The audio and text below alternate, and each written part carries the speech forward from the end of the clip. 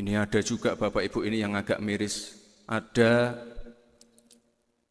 anak-anak sekolah yang menghancurkan makam yang ada, mohon maaf, ornamen-ornamen Nasraninya.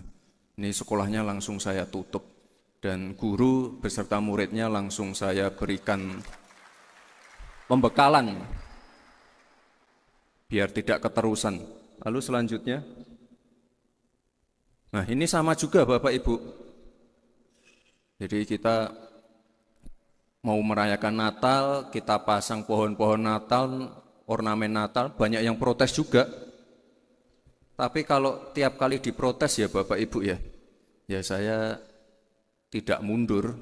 Justru saya bilang ke panitianya, panitia Imlek, panitia Natal, tahun depan digedein aja.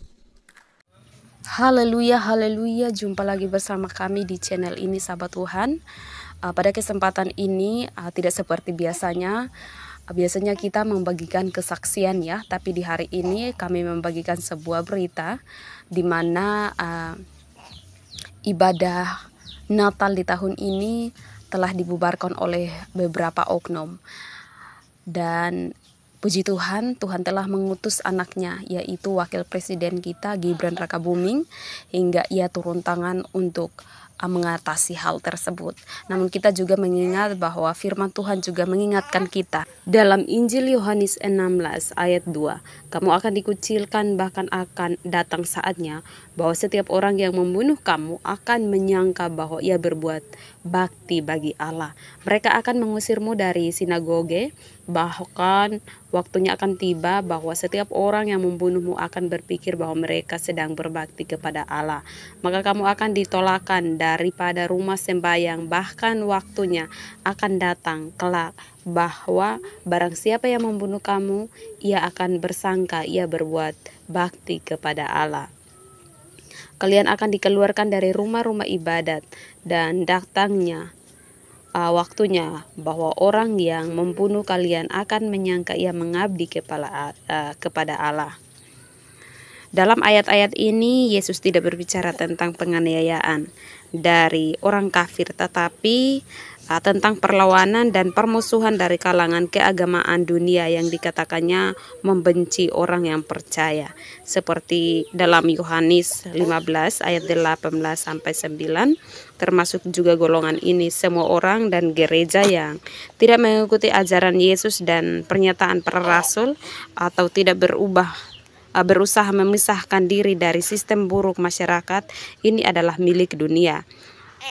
Pada Injil Yohanes 4 ayat 5 dan 6, orang-orang yang mengaku percaya ia memiliki nilai-nilai yang begitu berbeda dari Injil yang benar, sehingga pada saat mereka menganiaya atau membunuh pengikut Kristus yang sejati, mereka merasa sedang melayani Tuhan mereka. Nah sahabat Tuhan, tanpa berbasa-basi, mari kita sama-sama tonton kesaksian atau video yang sedang viral. Ya, silahkan menonton. Assalamualaikum warahmatullahi wabarakatuh. Salam damai sejahtera bagi kita semua. Shalom, Om Swastiastu, Namo Buddhaya, salam kebajikan, Rahayu, Rahayu.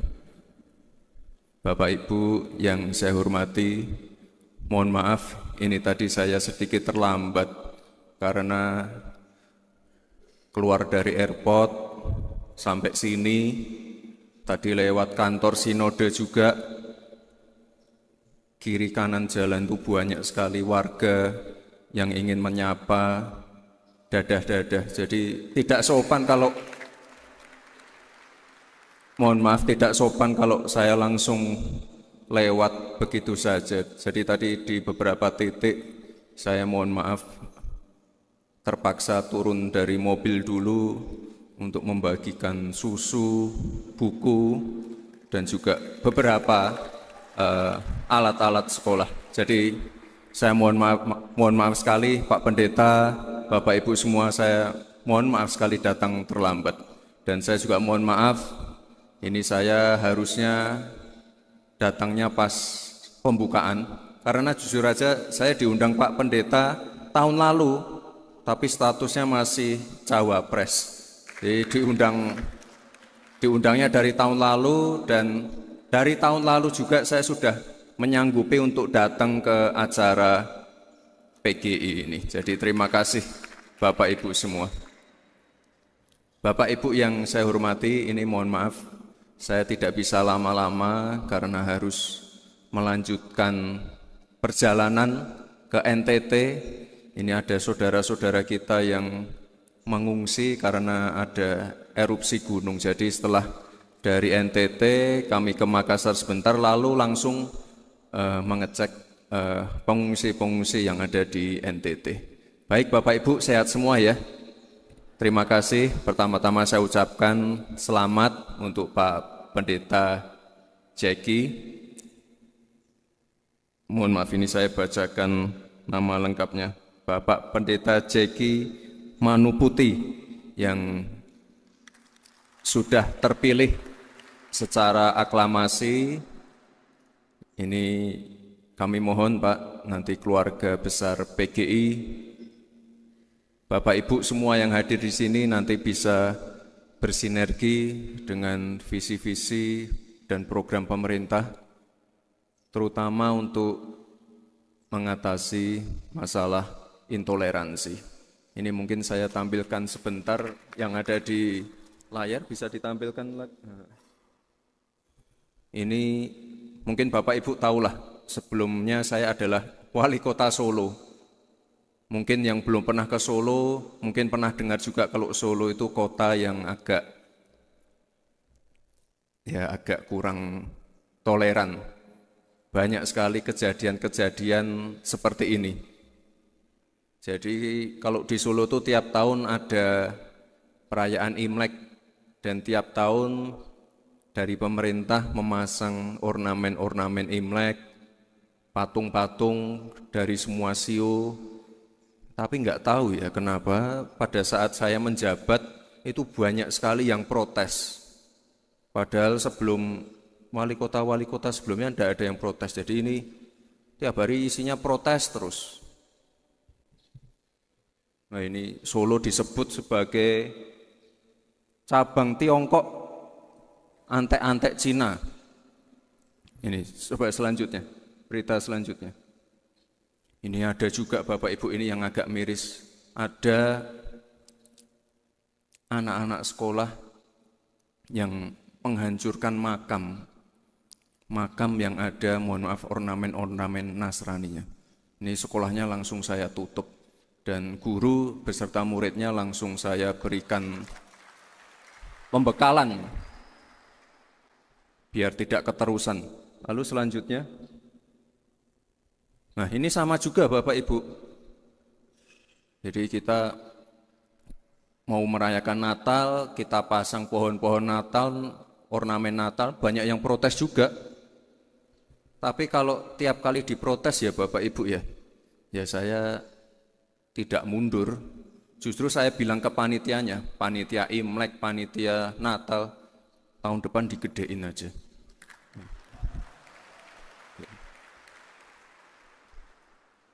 Terus, nah ini puncaknya adalah Solo waktu itu masuk sebagai kota toleran nomor 9.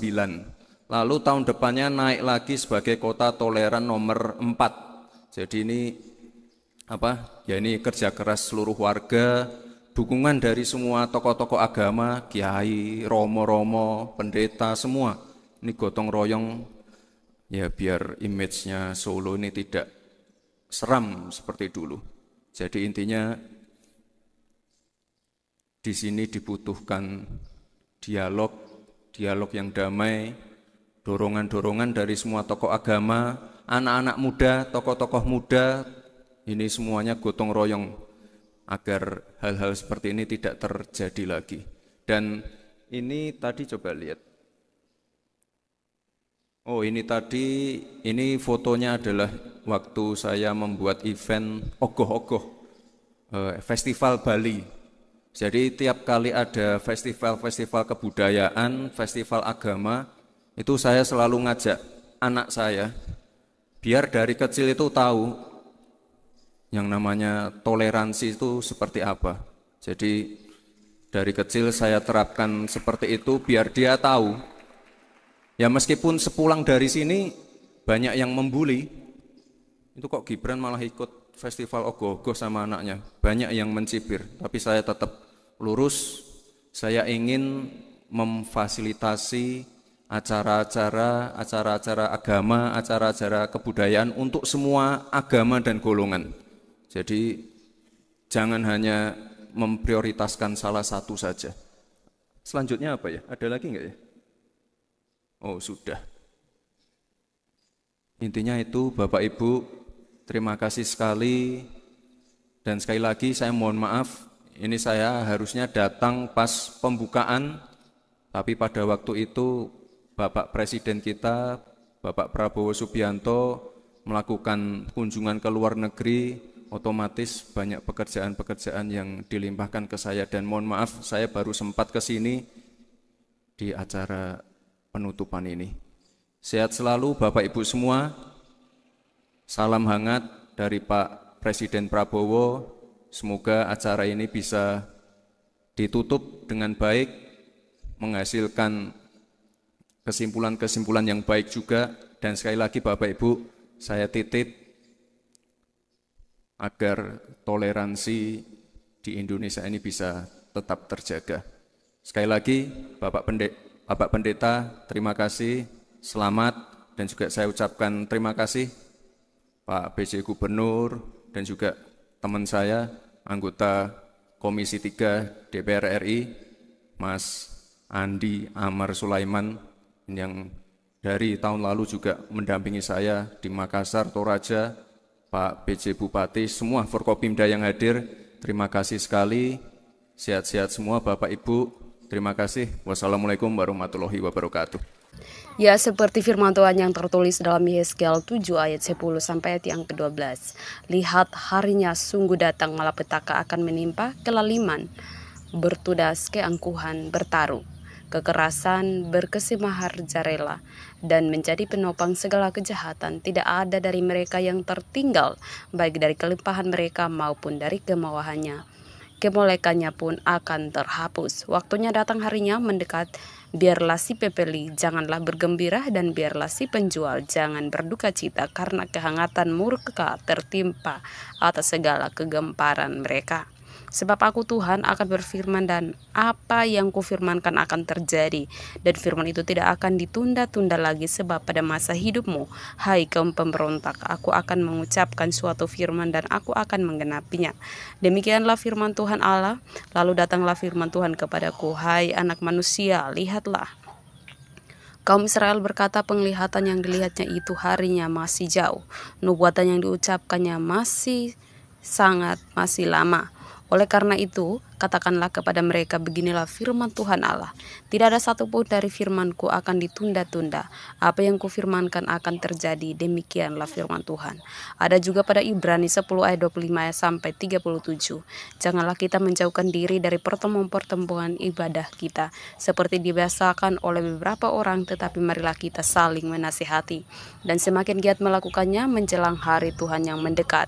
Sebab jika kita sengaja berbuat dosa sesudah memperoleh pengetahuan tentang kebenaran, maka tidak ada lagi korban untuk menghapus dosa itu, tetapi yang ada ialah kematian yang mengerikan akan menghakimi, dan api yang dahsyat yang akan menghanguskan semua orang durhaka. Jika ada orang yang menolak hukum Musa, ia dihukum mati. Nampak belas kasihan atas keterangan 2 atau 3 orang saksi.